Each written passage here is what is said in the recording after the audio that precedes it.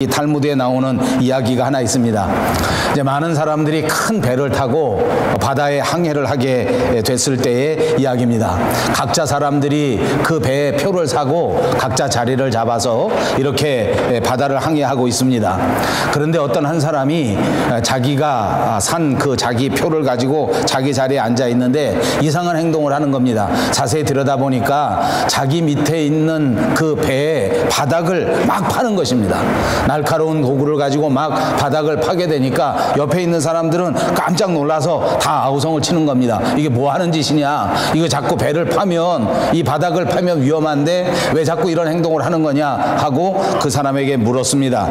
그런데 이제 이 사람이 대답하는 것이 너무 정말 황당합니다. 이 자리는 내가 돈 주고 산 내 자리다. 내 표가 여기 있고 내가 이 자리를 샀기 때문에 당신네들이 상관할 일이 아니지 않느냐 하면서 계속해서 자기가 그 팔을 계속 파는 겁니다.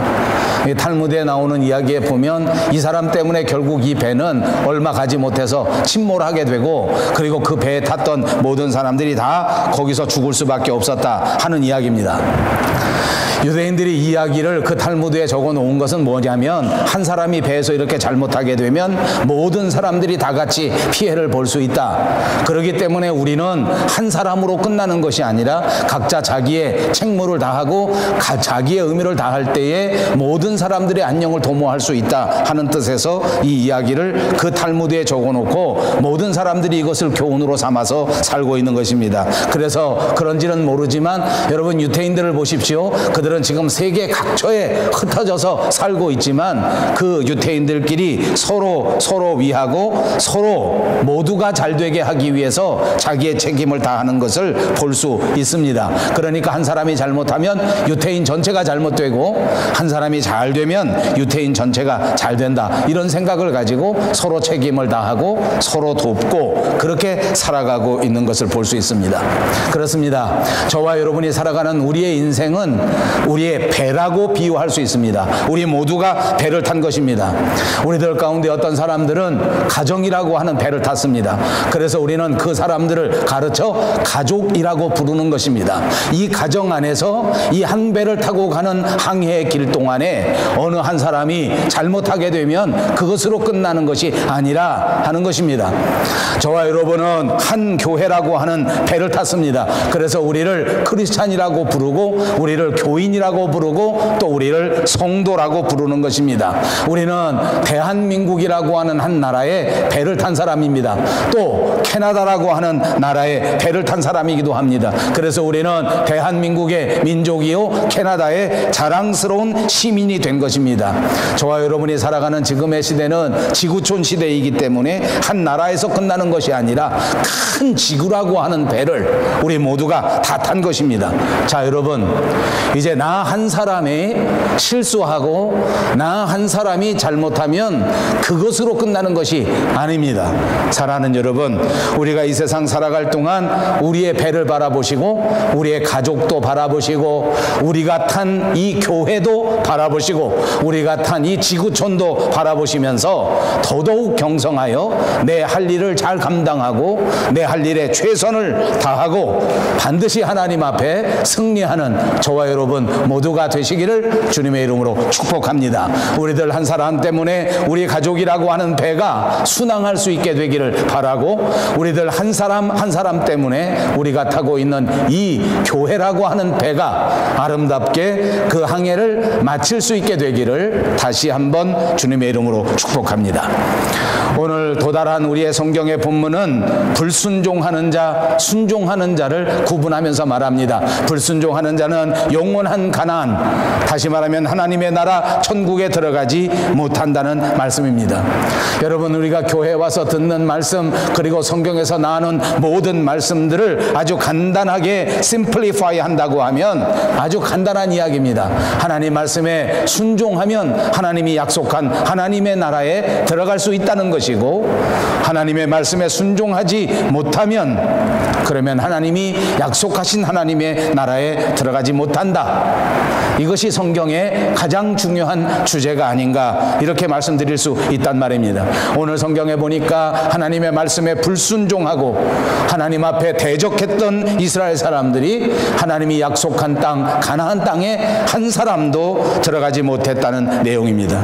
영원한 가나안, 하나님이 약속한 천국에 들어갈 수 있는 조건이 있고 들어가지 못하는 조건이 있다는 것을 설명해 주는 말씀인 것입니다. 옛날 이스라엘 백성들이 광야에 40년 동안 살아가면서 그토록 꿈에 그리면서 들어가고 싶어 했던 가나안 땅에 그들이 들어가지 못했습니다. 왜 그들이 들어가지 못했는가 하는 그 이유가 오늘 신앙의 삶을 살아가고 있는 저와 여러분에게도 똑같이 적용된다는 것입니다. 우리가 살아가면서 믿음의 삶을 시작했는데, 교회 생활을 시작했는데 결국 우리가 그토록 소망하는 하나님의 나라, 저 천국에 들어가지 못하게 되는 이유가 있다는 것입니다. 그것이 오늘 이스라엘 백성들이 40년 광야 생활을 통하여 가나안 땅에 들어가지 못했던 것과 똑같은 이유라고 설명해 줍니다. 그러므로 저는 여러분에게 가나안 땅에 들어가지 못하는 이유를 하나하나 설명해 드리려고 합니다. 그 첫 번째는 유혹에 넘어가면 가나안 땅에 들어가지 못합니다. 우리 입으로 한번 해보십시다. 유혹에 넘어가면 못 들어갑니다. 이미 제가 여러분들과 함께 강해했지만 10절 말씀에는 이런 말씀이 있습니다. 너희가 항상 마음이 미혹되어 내 길을 알지 못하는도다. 11절 말씀에는 이런 말씀이 있습니다. 그들이 내 안식에 들어오지 못한다. 그들은 내 안식에 들어오지 못한다. 어떤 사람입니까? 마음이 미혹된 사람, 마음에 유혹을 받은 사람들은 하나님의 땅, 하나님의 나라에 들어가지 못한다는 것입니다. 성경을 보십시오. 인류의 조상 아담과 하와는 어떻게 되었습니까? 뱀의 유혹을 견디지 못하고 뱀의 유혹에 넘어가서 하나님의 명령을 어기고 먹지 말라고 하신 그 과일을 다 따먹어버리고 말았습니다. 그것 때문에 그들은 그 에덴 동산, 하나님의 동산에서부터 쫓겨나게 되었습니다. 여러분, 저와 여러분이 살아가는 이 세상 속에서 유혹은 누구에게나 있는 것 같습니다. 그리고 또 한 가지 유혹의 특징을 들라고 하면 그것은 바로 유혹이 매력적이라고 하는 사실입니다. 유혹은 매력이 있어 보입니다. 뱀은 3가지 우리를 유혹했는데 먹음직도 하고 보암직도 하고 탐스럽게 보이도록 유혹했던 것입니다. 여러분 한번 생각해 봅시다. 이 세상에 먹는 것 때문에 유혹에 넘어가는 사람들이 얼마나 많은지 모릅니다. 팥죽 한 그릇 때문에 자존심을 팔아버립니다. 팥죽 한 그릇 먹을 것 때문에 거룩한 시민권을 포기해버립니다. 하나님의 자녀로서의 아름다운 지위도, 그 자존심도, 그 믿음도 먹을 것 때문에 잃어버리는 사람들이 얼마나 많은가 그 말입니다. 눈에 보이는 것 때문에 유혹을 받는 것이 우리 인생입니다. 여러분, 이런 예가 조금 적절치 못할 것 같습니다만 우리가 살아가는 세상 속에 유행처럼 하는 말이 있습니다. 꽃뱀 그리고 꽃미남. 꽃뱀이 뭔지 아십니까? 예쁘게 생겨서 남자를 유혹하는 나쁜 여자를 말합니다. 꽃미남은 무엇을 말합니까? 멋있게 생겨서 여자를 유혹하는 사람들을 말합니다. 둘 다 눈에 보기에는 정말 멋지게 보입니다. 보암직하다는 말입니다. 그래서 유혹에 넘어갑니다. 마음의 탐심이 죄를 짓게 만들고 유혹에 넘어가게 만들고 결국은 악한 행동을 하게 만드는 것입니다. 유혹이란 무엇입니까? 우리의 마음을 흔드는 것입니다. 유혹이란 무엇입니까? 우리의 마음을 흔들어서 마음을 빼앗아가 버리는 존재입니다.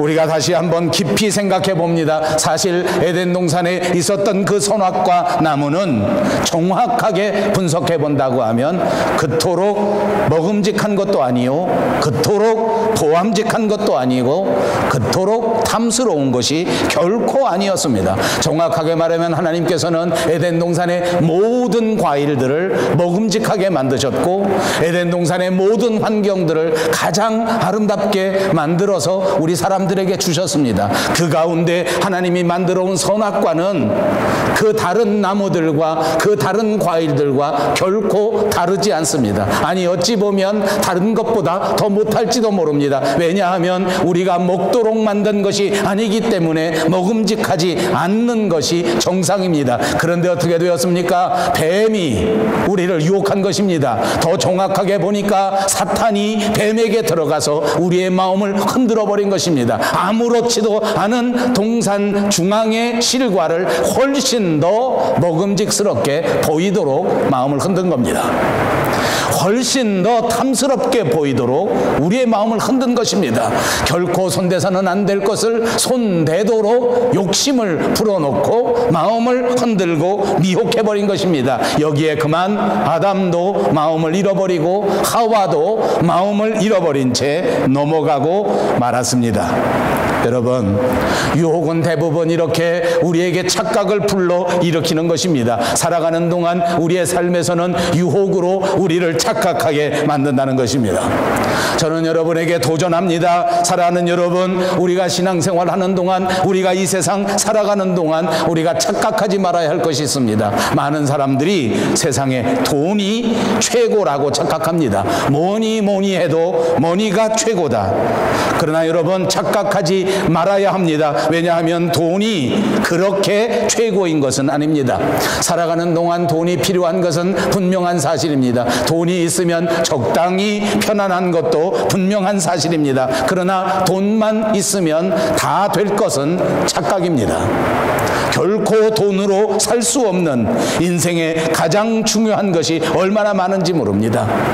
여러분, 세상의 명예도 세상의 권력도 다 마찬가지입니다. 살아가는 동안 명예는 얼마나 소중한 것인지 모릅니다. 권력도 얼마나 중요한 것인지 모릅니다. 권력이 있으면 다른 사람들 앞에 행세할 수 있고 다른 사람들 앞에 높이 보여지게끔 보여지는 것도 사실일지 모릅니다. 그래서 많은 사람들이 명예를 얻기 위해서, 권력을 더 많이 붙들기 위해서 자신도 희생하고 형제도 팔아먹고 친구도 포기한 채 그렇게 권력을 탐닉하고 그렇게 명예를 탐닉합니다. 그러나 여러분, 정확하게 보면 권불10년이라는 말이 있습니다. 권세는 결코 영원하지 못하다는 말입니다. 명예도 결코 오래도록 영원히 가는 것은 아닙니다. 모두가 우리를 착각하게 만드는 것입니다. 모두가 우리를 속이는 것입니다. 우리가 또한 거기에 속아 넘어가는 것입니다. 마귀가 들어서 우리를 착각하게 만드는 것입니다. 사랑하는 여러분, 흔들리지 마십시다. 결코 마귀에 넘어가지 마시기를 주님의 이름으로 축복합니다. 이 마귀는 예수님에게 와서 예수님을 시험한 적도 있습니다. 그때 예수님은 어떻게 했습니까? 이 마귀와 더불어 긴 시간 동안 서로 대화하고 서로 따져보고 이렇게 말미를 주지 않았습니다. 하나님의 말씀으로 살아야 한다. 주 너의 하나님을 시험하지 말라. 사탄아 물러서라. 이렇게 단순하게 그리고 정확한 말씀으로 물리치셨습니다. 우리에게 다가오는 착각도 우리에게 다가오는 유혹도 모두가 이렇게 단호하게 막아버릴 수 있는 저와 여러분이 꼭 되시기를 바랍니다. 처음부터 분명하게 막아버리면 시간을 끌지 말고 말미를 주지 말고 그리고 거절하면 됩니다. 그런데 시간을 주기 때문에 유혹이 점점 더 커지는 것입니다. 그런데 말미를 주기 때문에 그것이 눈덩이처럼 커져서 내 마음을 점령하게 되는 것입니다. 여러분 명심합시다. 유혹을 이기지 못하면 가나안 땅에 들어가지 못합니다. 우리의 마음을 흔드는 유혹을 물리치시고 반드시 하나님이 약속한 영원한 가나안 하나님의 나라에 넉넉히 들어가시기를 주님의 이름으로 축복합니다.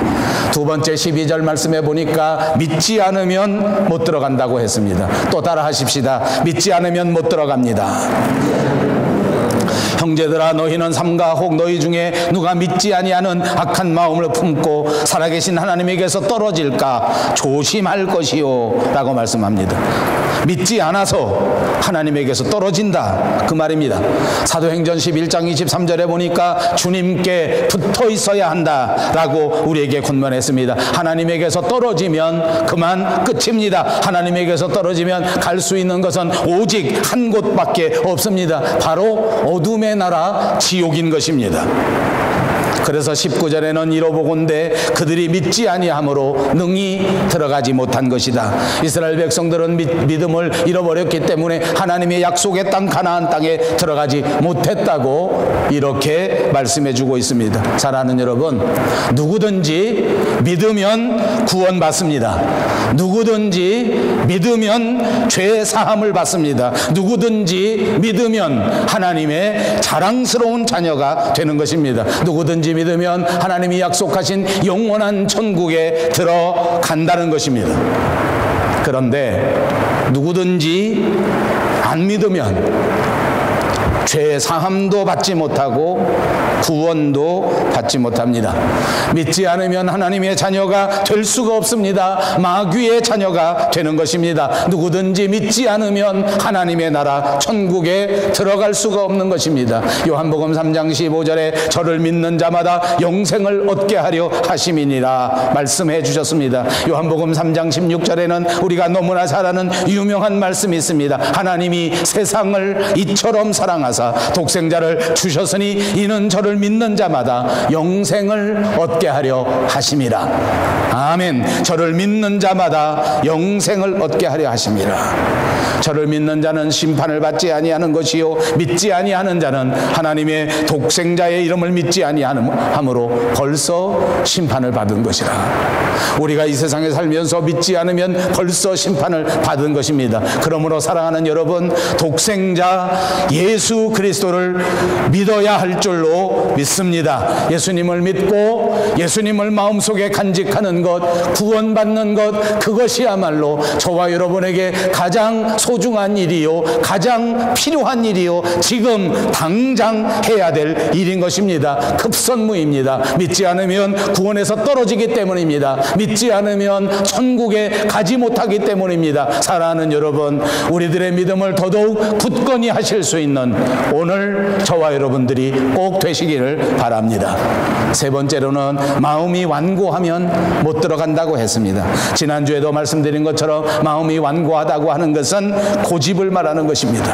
옛날 성경에는 이것을 강팍한 마음이라고 했더랬습니다. 어떤 마음이 완고한 마음입니까? 강팍한 마음이 완고한 마음이란 말입니다. 딱딱한 마음이 완고한 마음이란 말입니다. 성경에 보니까 애굽의 나라의 왕 바로라고 하는 사람의 마음을 예로 들을 수가 있습니다.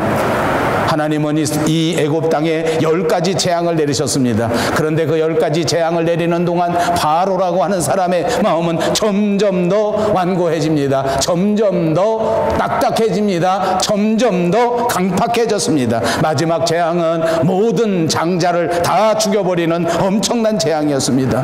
바로는 그러나 그 마음이 완고해져서 그것마저도 받아들이지 못합니다. 결국 군사를 동원하고 이스라엘 사람들의 뒤를 추격하고 결국은 그것 때문에 온통 모두가 다 망하게 되고 말았습니다. 이렇게 마음이 돌처럼 굳어지는 것, 딱딱해지는 것, 강팍해지는 것입니다. 연세대학교 의과대학의 민성길 교수라고 하는 분이 북한 주민들의 의식 상태를 조사한 기록이 있습니다.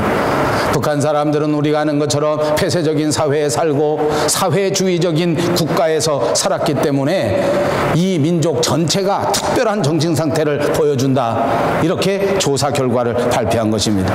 고착적인 그런 태도, 퇴행적인 태도, 박탈감, 보상심리, 복종, 의존, 무기력, 이중성, 분노, 우울, 그리고 공격성, 반동 형성 등등이란 말입니다.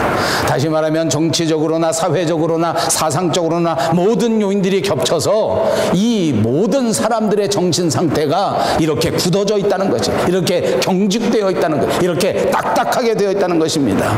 여러분, 마음이 경직되면 어떻게 되겠습니까? 마음이 경직되면 몸도 따라서 그 기능이 딱딱해지는 거예요. 마음이 자꾸 완고해지고 마음이 자꾸 강팍해지면 자연스럽게 그 얼굴에 그 강팍함이 나타나게 된다는 것입니다. 몸의 각 부분에서 다 경직되고 부드럽게 되지 못한다는 것입니다. 웃음이 사라집니다. 얼굴이 굳어집니다. 여러분, 이스라엘 사람들을 한번 생각해 봅시다. 오늘 본문에 보니까 이스라엘 민족들은 어떤 사람입니까? 정말 하나님의 능력을 체험하고 하나님의 기적을 체험하고 하나님의 은혜 속에서 그 종살이에서 벗어나 하나님의 능력을 체험한 사람들 아닙니까?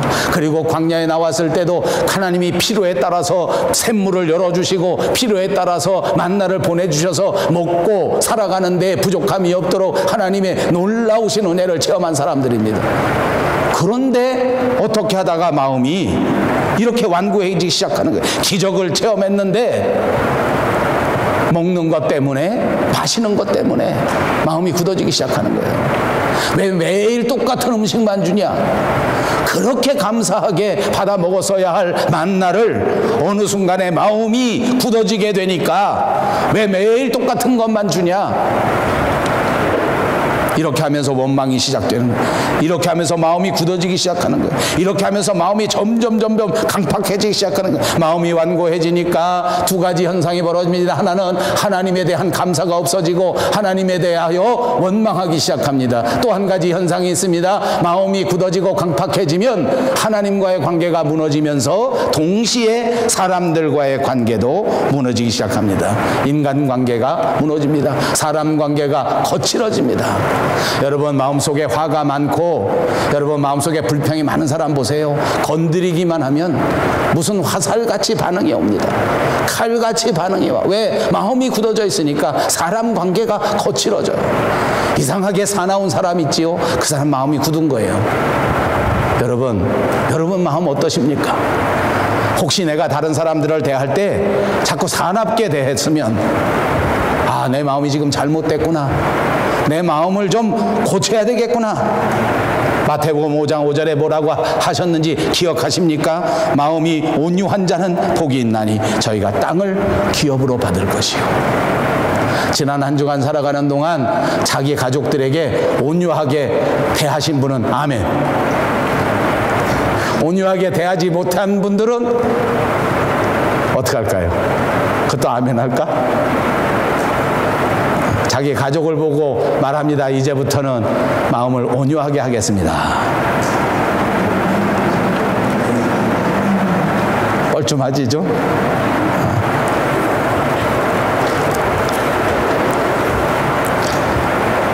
마음이 온유한 자가 땅을 기업으로 받는다는 것이에요. 마음이 완고하면 사람 관계가 부드럽게 되지 못하더라고요. 혹시나 우리가 인간관계가 거칠어지고 가족관계가 거칠어지고 교우관계가 거칠어졌었다면 오늘 우리의 마음을 부드럽게 깨끗하게 변화시킬 수 있는 저와 여러분들이 다 되시기를 바랍니다. 영원한 가나안은 무엇입니까? 하나님의 나라 천국을 말하는 것입니다. 마음이 굳은 사람은 결코 하나님의 나라에 들어갈 수 없다는 이 엄연한 사실을 기억하시고 간직하시고 주목하시기를 바랍니다. 세상이 아무리 나를 괴롭힐지라도, 아무리 사정이 나빠서 화낼 수밖에 없는 환경에 있을지라도, 아무리 사람이 내 속을 뒤집어 놓는다고 할지라도 오늘 이 말씀을 기억하시고 반드시 내 마음을 온유하게 하셔서 하나님의 나라에 넉넉히 들어갈 수 있는 저와 여러분들이 다 되시기를 주님의 이름으로 축복합니다.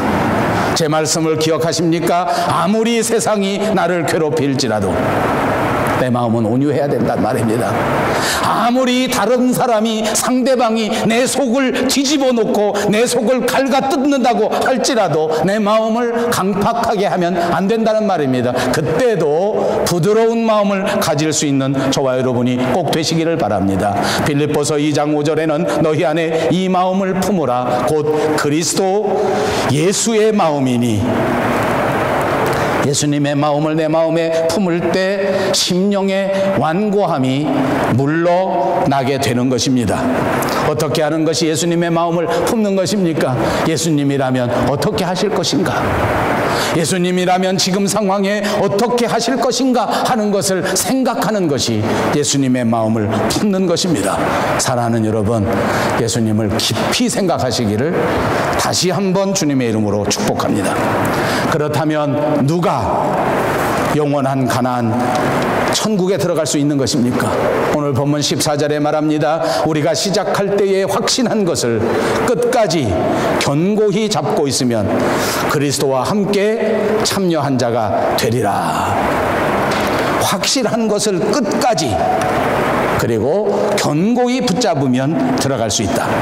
여러분, 확실한 것이 무엇입니까? 이 세상 살아가면서 가장 확실한 것은 믿음입니다. 그리고 그 확실한 믿음을 끝까지 붙잡아야 된다는 것입니다. 제가 신앙생활 해보니까 세상 살아가는 동안 믿음, 소망, 사랑, 이것이 가장 중요한데 이걸 끝까지 붙들고 있으면 승리하게 되는 것인데 이걸 모르는 사람은 없는데 잠깐 붙잡고 있는 건 할만한데 끝까지 붙잡는 것이 어렵더라 그 말입니다. 진짜 쉽지가 않더라고요. 끝까지 믿고 끝까지 사랑하고 끝까지 이해하고 끝까지 기도하고 끝까지 양보하고 끝까지 섬기시기를 주님의 이름으로 축복합니다. 사랑하는 가정 안에서 모든 구성원들이 이렇게 한다면 그 가정이라고 하는 배는 반드시 하나님의 나라에 들어갑니다.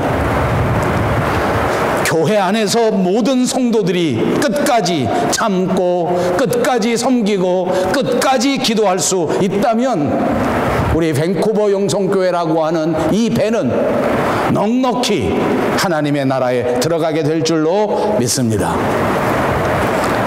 저는 제가 쓰는 노트북 컴퓨터가 있습니다. 지난주에 보니까 이 노트북 컴퓨터에 바이러스가 먹었습니다. 한동안 안 그랬었는데 바이러스에 다치게 된 것입니다. 따져보니까 제가 컴퓨터를 산 지가 한 6년쯤 됐습니다. 그러니까 조금 오래됐다고. 저는 6년쯤 됐길래 고쳐주는 어떤 젊은 목사님에게 이거 얼마 되지도 않았는데 이렇게 벌써 이러면 어떡해? 그랬더니 목사님 오래됐습니다. 이렇게 하더라고요. 그러나 제가 볼 땐 별로 오래되지 않았어요. 아무튼 제가 바이러스 때문에 지난 한 주 동안에 여러 가지 고생을 했습니다. 저는 제 노트북 컴퓨터 안에 정말 엄청난 자료들을 보관하고 있습니다. 사진도 제가 개척해서부터 지금까지 아무도 보지 않는 사진 전체를 제가 다 가지고 있습니다. 늘 어디 가서 찍어도 거기다 보관해 놓고 또 누가 사진을 주어도 거기다 늘 보관해 놓습니다. 제가 설교하고 제가 강의하는 모든 재료가 하나도 빠짐없이 제 컴퓨터 안에 들어 있습니다. 어느 날 제가 제 컴퓨터를 보면 정말 밥을 먹지 않아도 배가 부르다. 그럴 때가 한두 번이 아닙니다. 혼자서 기분이 얼마나 좋은지 몰라요. 그런데 바이러스가 왔습니다. 어떻게 됐겠습니까? 모든 것이 허사가 되었습니다. 이제는 밥을 먹어도 배가 부르지가 않습니다. 컴퓨터만 생각하면 어질합니다.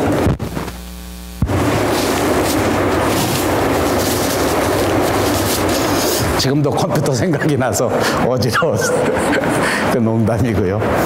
요즘은 옛날처럼 그렇게 바이러스가 먹어서 사실은 뭐 제 컴퓨터 재료가 다 없어진 건 아닙니다. 왜냐하면 제가 워낙 부지런히 다른 데다 백업도 해놓고 순간마다 요즘 클라우드가 많기 때문에 각자 뭐 구글 드라이브 무슨 드랍박스 무슨 뭐 저는 그게 다 있습니다. 원드라이브서부터 시작해서 모든 클라우드가 다 있어. 거기다 다 이렇게 저장을 해놓기 때문에 사실은 피해를 최소한도 했습니다. 그럼에도 불구하고 이번 학기에 강의할 실라부스나 이번 학기에 강의할 강의 이런 것들은 몇 개가 없어졌어요.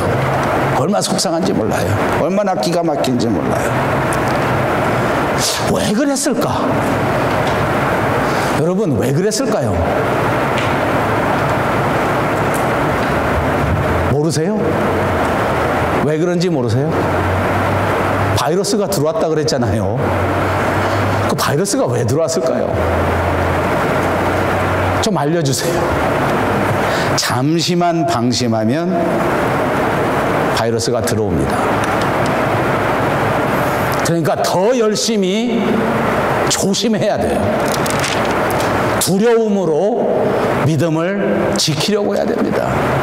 여러분, 저와 여러분이 살아가는 이 믿음의 생활도 바이러스 하나만 들어오면 그걸로 모든 소중한 가치를 다 무너뜨릴 수 있습니다.